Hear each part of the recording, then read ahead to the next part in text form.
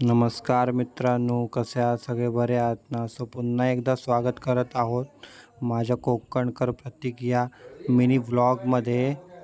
पाहू शकता आज मी तुम्हाला वाड्याचा टूर दाखवणार आहे, कशा पद्धतीने आहे. पाहू शकता हा वाडा आहे आमचा आणि पुढे गेल्यावरती हे बघा आमचा नांगर आहे. तो आम्ही जशाचा तसंच ठेवला आहे, कारण आता सध्या पॉवर टेलरने आपण लावतो आहे. आणि आपण आतमध्ये गेल्यावरती पाहू शकता की कशा पद्धतीने वाड्याची रचना आहे. या साईडला जुनं जे आहे सामान ते ठेवलेलं आहे आणि शेतीसाठी लागणारं इकडे लाकडं आहेत. आणि ह्या साईडला चूल आहे, जी पहिल्यापासून आहे तिथेच आहे. वरच्या साईडला बघायला गेलं तर पेंड्या ठेवल्या आहेत आणि ह्या साईडला जुन्या घराची लाकडं आहेत, म्हणजे खिडक्या वगैरे आहेत. वरच्या साईडला पाहू शकता तुम्ही मस्तपैकी कौलारू असा वाडा आहे आमचा.